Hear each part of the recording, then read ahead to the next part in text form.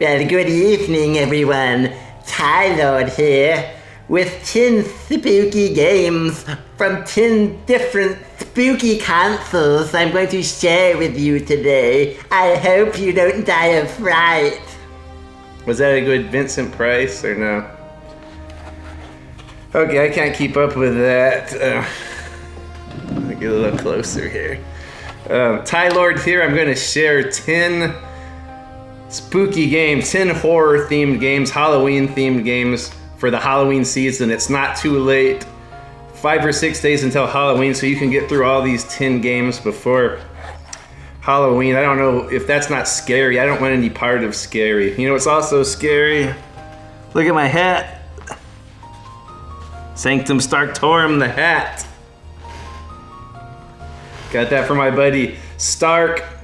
Ordered a t-shirt too. I should have the t-shirt soon.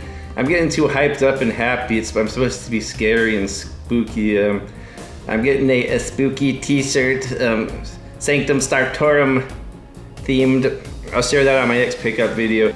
Right now, got the hat for this spooky video. 10 games here, beating around the bush.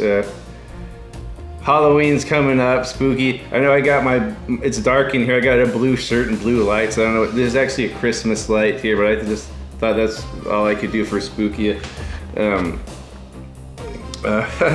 Halloween coming up. So I got 10 games from 10 different consoles I'm gonna share. I'll start off with this one here. I'll start off with the NES. And I couldn't really think of any spooky games other than like the Castlevanias. But there were a couple, and I picked one. I was gonna pick Maniac Mansion, which is a point and click kind of horror theme. It's kind of comedy. Excellent game if you haven't tried it. But I picked another point and click, and that is Shadowgate. The point and click adventure for NES. It's one of the old point and click PC games that was adapted by Kimco. There's a few of these point and click adaptations on NES. There's Deja Vu, which is a sort of a noir mystery. And then there's also The Uninvited, and I don't have that one. I really want to play it. I should have gotten around to that one because that one's probably even more horror themed than this. But there's a cartridge of it down at the store at Utopia Games, but I think it's like $80. I don't know if I want to drop that on a game like that, but I do eventually want to get around to that. But this here, Shadowgate, it's sort of a, I guess it's medieval fantasy horror. You're inside of a castle, looking for puzzles. It's sort of it's not really survival horror, but I would say it's survival horror before survival horror because it's point and click. You're exploring a castle, you're backtracking with puzzle pieces. If you interact with a puzzle the incorrect way, you will meet an unfortunate demise. There's always little animations, a lot of different little death animations, so it can be pretty scary. I guess if I had played this when I was a kid, I would be pretty scared of it. I played it as an adult, maybe a couple of years ago for the first time, and I really enjoyed it. So I highly recommend this game. Fun game for the spooky season, Shadowgate. The interface it looks confusing at first, but it's super simple. It's sort of like folders within folders where you have your items. And it has the same interface on all of the Kimco adapted point and click games. Uninvited and Deja Vu are the same way. Once you get accustomed to that play style, you'll really enjoy the other game. If you play Deja Vu, you'll get into it right away. But yeah, and I think it has unlimited continue, so that's not super scary. I think whenever you die, you just go back a couple screens. So it's not too stressful. Sometimes I think when games like Resident Evil where you can't continue and have to start over, that makes it more scary. But this one, I would recommend this one, Shadowgate. And it might take a while too. It seems simple for a game like this, wouldn't be confusing, but some of the puzzles are a little confusing. Because there's different ways to interact with different items. But I would highly recommend this spooky themed ghost monsters. A creepy castle. And then I didn't have a I couldn't find any SNES spooky games. I did get a repro of Clock Tower, but I haven't played through it yet. From what I've played of that, it's pretty cool. It reminds me of like a Dario Argento movie or something. But I haven't really gotten too deep into it. But I did pick out a spooky game for Sega Genesis, and it is also a point-and-click game, Scooby-Doo Mysteries. Scooby-Doo is always kind of spooky themed. It's always fun. This is a cute game with a spooky theme. I really, really highly recommend this game. This is a repro from our good repro buddy down at the flea market that Tiburon goes to. So I played it through with this on a repro, and this repro works fine. I think that the actual copy of this game is kind of expensive, but if I didn't have a repro, I'd probably buy it.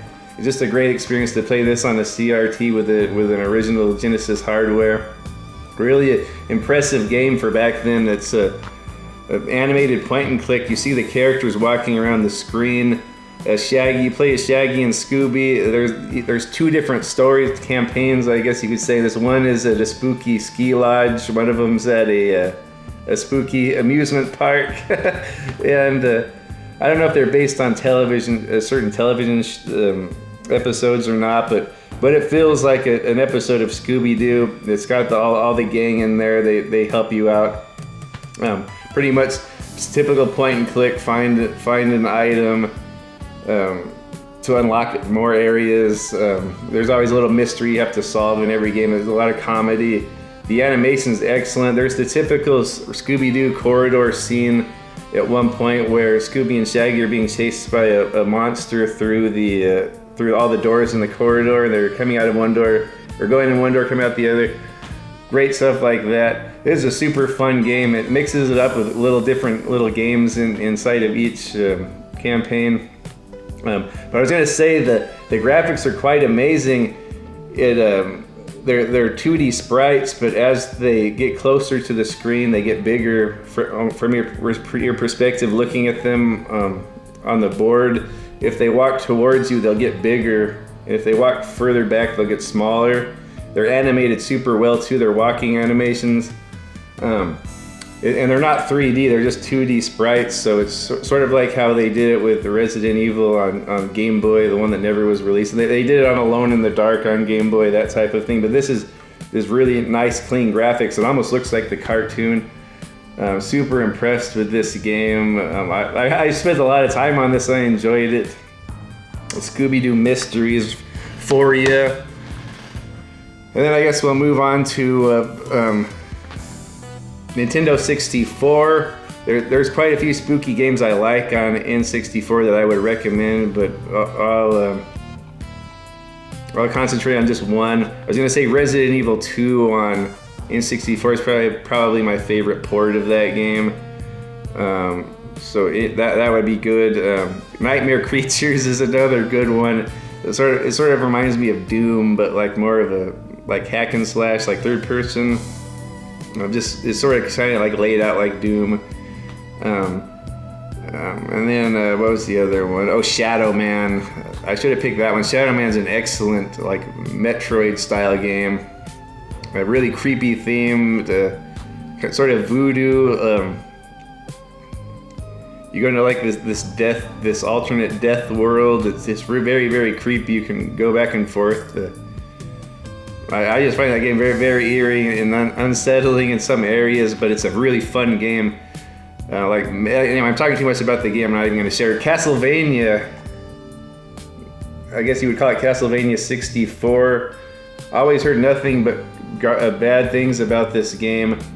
I'm starting to find out a lot of my friends actually like this game. I know Majority was saying he likes it. My buddy Omega Ace likes it. Quite a few people like you. If you actually get past like the first area, it starts getting really good. I think some people get jammed up on the first area and don't go on with it. It's kind of slow and sparse in the first area.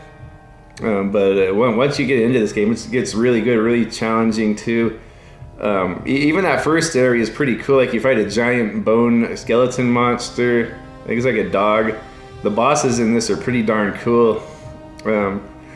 At one point in this game, you go into like a villa, and it's almost turns into like Resident Evil, where you're in this house and you're going around.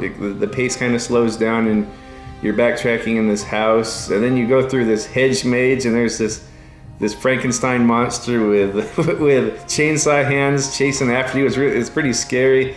Later on, some of the platforming gets really challenging towards the end.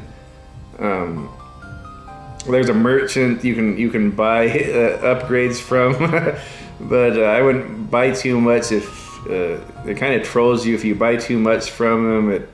You have to fight him at the end on top of the other bosses. What else?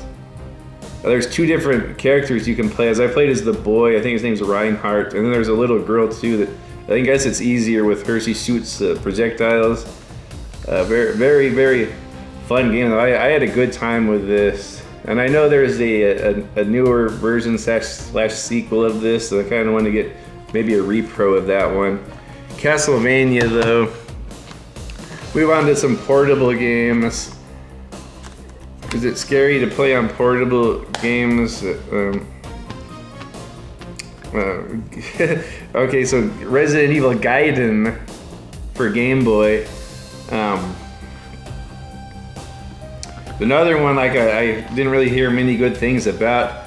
I had it for many years and I never really touched it. I didn't like the way it didn't really play like a Resident Evil game. You would just when you encountered them enemies, it would just cut to a target screen where a little triangle goes across the screen, and when you hit and it goes in the middle, that if you time it right, you'll get a good shot on the zombie.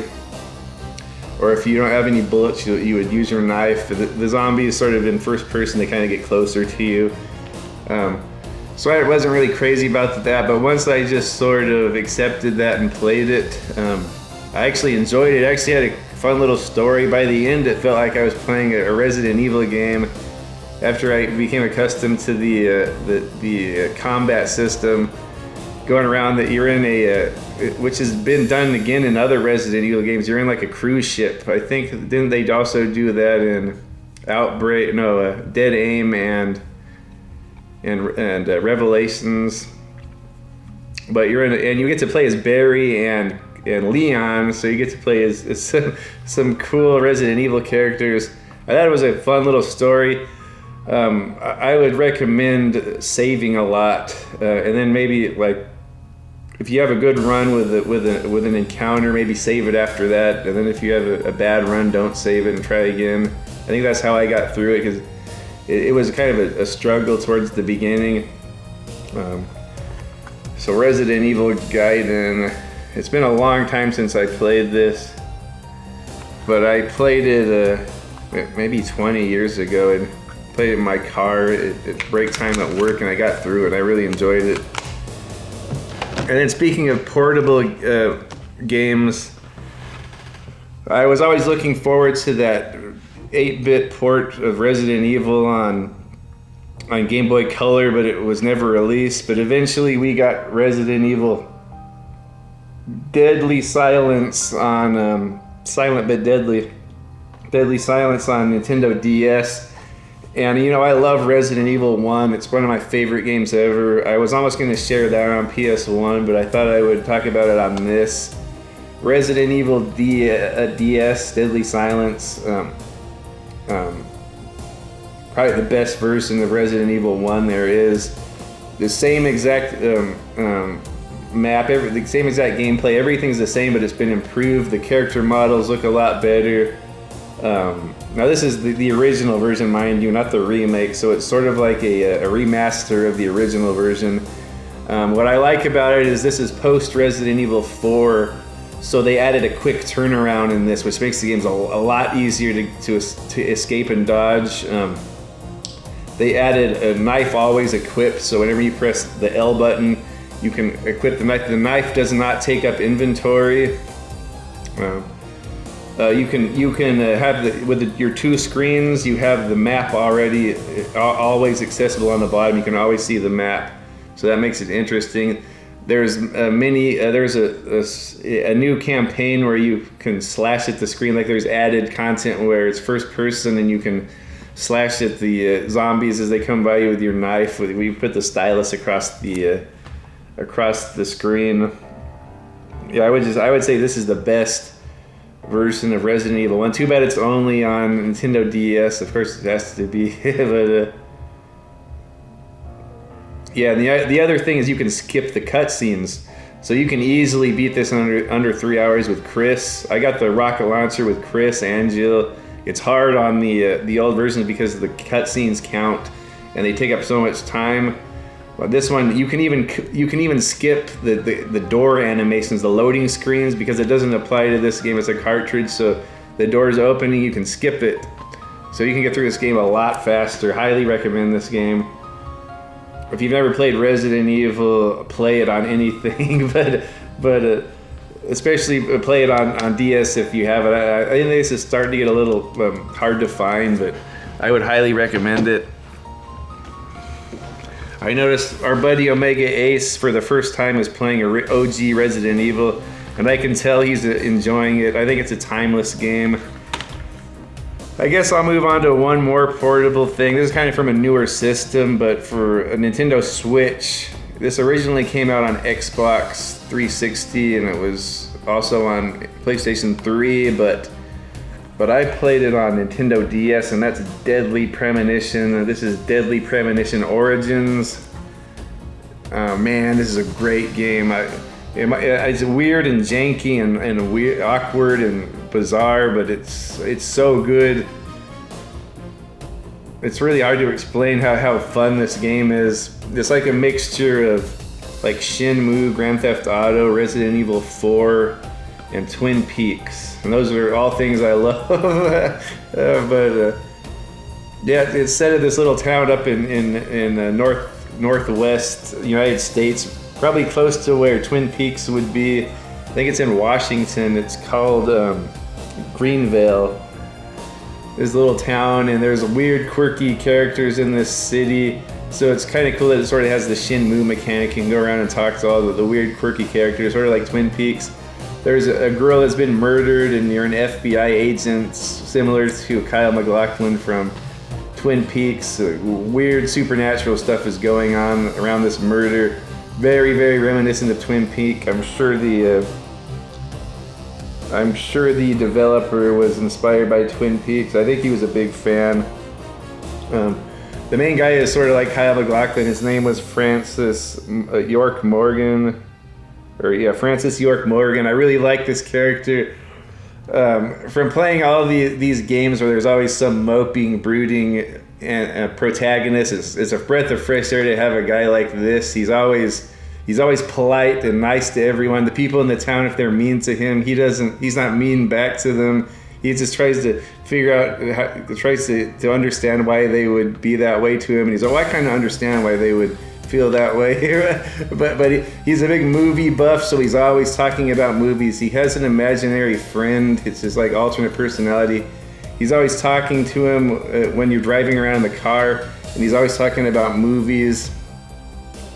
So I think this game is very immersive. I really like the world they built with this.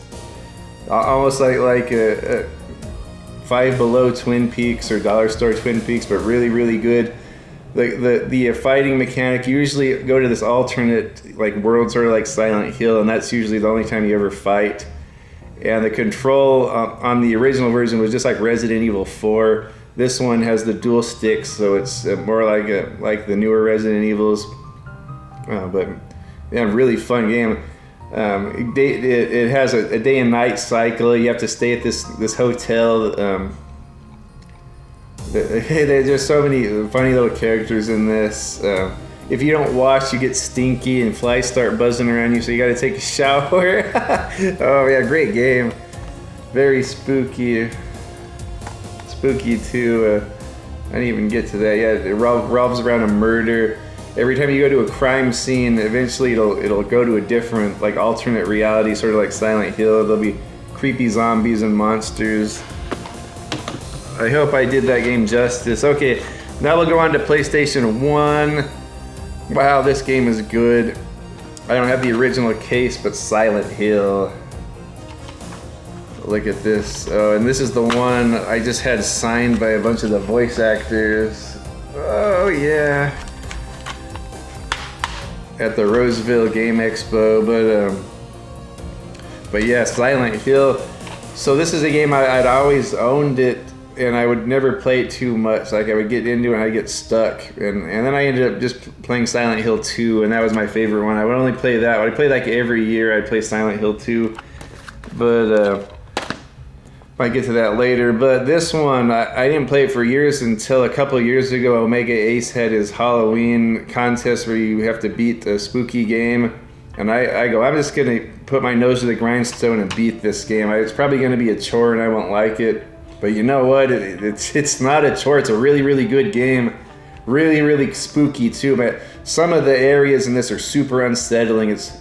I know you wouldn't believe it. Like you think this is an old, blocky, low poly game. It wouldn't be scary. The sound design in this, the music, the ambient noises, it's so scary. The locations in this, there's an abandoned school, an abandoned hospital. One area towards the end, it's called Nowhere. It's super creepy, and the laws of physics don't apply. Like you can go inside of an elevator and go up, and then you just end up on another door inside the same. And it's all rusty and dreary and dark and disgusting and disorientating, or very, very creepy. Yeah, and you're roaming around outside on the streets. You go to like a boardwalk, like a carnival, or a boardwalk with like a carousel and all that, and rides at night. It's so creepy. All this fog. The game looks really good. It's all open. Unlike Resident Evil, it's all open world. So it's like a bunch of different little Resident Evils in one open map. Like so, you go to the school, and that's sort of like would be like the mansion in Resident Evil, and then you do your objectives there. You're Harry Mason, and you're looking for your daughter. Your daughter's missing in this town. I think the voice acting is really good in this. It's not like Resident Evil where it's kind of silly, but enjoyable, kind of corny. This one takes itself very seriously. It's really good acting in here. There's some creepy bosses in this. And they really nailed the spooky atmosphere with this. Every place you go into, it seems like a spooky, haunted facility. The school's especially creepy. The hospital's creepy as heck.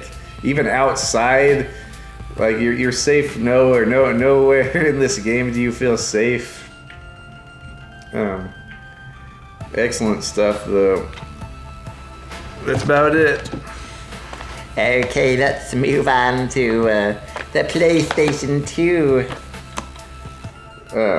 Okay, hear me out. I was gonna pick a Resident Evil or Silent Hill 3 or something, but hear me out. Oh, the spooky Final Fight Streetwise. I know you're thinking you're too scared to play this game because it sucks, but it's actually good. It's sort of like an adventure beat 'em up game. The only thing I can compare it to maybe the Warriors. Now what you're thinking, what's so creepy about this? It starts off like a street fighting adventure. I think you're looking for your brother. See, I love the Final Fight series, and this is a sort of a sequel to it. You're playing as Cody's brother, and Cody's gone missing. And there's this drug that's overtaking the streets in Metro City, and you see cameos from all of the original characters in here. Mike Hagar is in it. Guy is in the story actually. Cody is, but you're playing as Cody's brother. What's his name? I think his name was Kyle. Yeah. And you can upgrade your stats and all that, and learn new moves, whatever, like typical fighting games, typical beat 'em up. But this game sort of turns into a horror game halfway through. Like the drug that the town is on, it turns people into monsters, like zombies. So it kind of turns into a zombie game halfway through. Towards the end, like everything Final Fight, just is out the window. Like you're playing like a really disgusting body horror like hack and slash, I guess, or you're fighting these disgusting monsters and creatures by the end of the game. And I love it. I love every minute. Some of the bosses I thought were pretty fun. Towards the end, you fight the zombie of Belger from Final Fight 1, the guy that fell out the window. Oh man, no, I really enjoyed this game. Towards the end, it gets really spooky and creepy. A couple parts are very frustrating though, like when you're trying to escort Kyle's girlfriend through the city and all the zombies are there. Kind of like as frustrating as like you as a Dead Rising, but if she dies, like you lose, so it's very tough. Yeah, I enjoy this beat 'em up combined with horror, two of my favorite genres.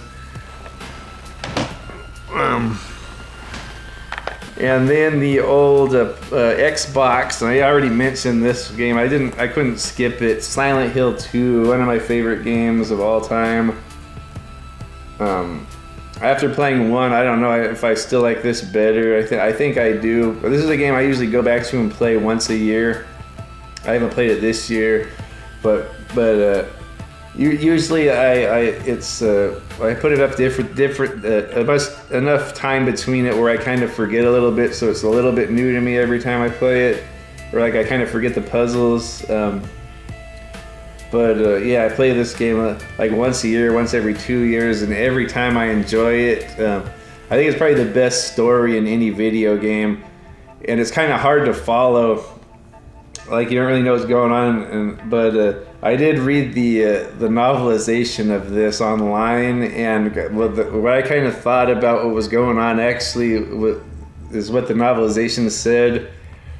So you'll probably catch on to this when you play it, this story, if you pay attention. I think when I first played it, I wasn't paying attention to the story. I was just playing it like a Resident Evil, like I'm gonna go get ammo and shoot all the enemies, which you can. It would still be enjoyable that way. But if you really got to sink your teeth into that story, it's really, really good. And you play as James. I don't even really want to give it away. I'm sure most people know it, but James has recently lost his wife to a disease, but he gets a letter from her telling him to meet her at this town, Silent Hill. So he goes there, and it's just foggy, and monsters are roaming around just like Silent Hill 1. He meets this little girl, Laura. He meets this woman named Mary, who looks like his dead wife, Maria. He meets a few other weird characters that all have issues. But in the meantime, you're going to different locations, just like Silent Hill 1 and 2, or Silent Hill 1, pardon me. So there's just like mini dungeons everywhere, and they're super creepy. There's the apartment complex, there's the hospital again, there's the prison, which is really, really creepy. The hotel at the end is super creepy. Man, these games just nail the horror. Even roaming around the city is creepy in this. I would recommend to make this game super easy. Always just explore every nook and cranny of the city to collect all the ammo and health packs, because I just was unstoppable at the end of this game because I had so much health and ammo, which kind of made it less stressful. But the soundtrack of this is so creepy and so good. I love this game. I would even play it on the. Everyone talks crap about those HD collections, but I played it through on both of them. I didn't really have an issue with them. I think maybe something about the fog effect is messed up or something, but I didn't really notice. The only bad thing about the HDs, I remember when you would look at the map, you would go back and it would. And I remember there was like a little bit of a delay, so you couldn't see what was going on. That's the only thing. But I got through it just fine. Silent Hill 3, I beat on that too. Alright, great stuff. Okay, and then my most modern console here. I didn't have anything newer than this to share. Evil Within on PlayStation 3. And I know this is on PlayStation 4 and Xbox One and all that, but I played it on PlayStation 3 and I was super impressed by it. Another game where I started it and couldn't really get into it, and then I came back to it later and beat it, and wow, I really, really enjoyed it. Shinji Mikami made this, the guy that made Resident Evil 4, my favorite game of all time, and it really feels like Resident Evil 4 in a lot of parts. There's a creepy village towards the beginning. It's kind of sci-fi themed, the way things go down in this. Like it's kind of sort of like Dreamscape. I'm trying to think, like you're going inside of dreams. So there's every type of horror you can imagine. There's like ghostly horror, there's like body horror, there's jump scares, there's subtle, different horror environments. There's pretty much everything horror. Every type of horror imaginable is in here. It's such a bizarre game. A lot of action too. Like I was expecting it to be more subtly action, but there's a lot of like Resident Evil 4 style action scenes where you're just taking out guys with guns and sniping monsters, and it almost feels like if you played Resident Evil 4, I always say this, if like you play Resident Evil 4 all day and then you go to sleep and you have fever dreams about Resident Evil 4, that's what this game is. I can say that about Resident Evil 4 Remake though, but yeah, and then I haven't played too much of the remake, but from what I play, it looks more like open worldy, and it looks pretty good. It's pretty scary too. Enter the mind of a madman. So sort of like, what was that? The Cell with Jennifer Lopez. I kept getting like Dreamscape vibes. I know that's like one of my favorite movies, Dreamscape. But the bosses in here are super good too. I really enjoyed this game. I think the final boss wasn't even a boss. It was more like a puzzle, but it was good. In typical Resident Evil fashion, a rocket launcher plays into the final boss. Yeah, great stuff. Well, that's about it. Now go play all those games before Halloween. Everyone stay safe. Don't eat too much candy and get this spooky diabetes. Or get sick if you already have diabetes. That can't be good for you. Take a lot of insulin if you intend to eat candy corn, and fun-sized Butterfingers. I don't know. Okay. Well, good talking to you all. Have a great, safe Halloween if you take your kids out. Don't party too hard, and I guess that's about it.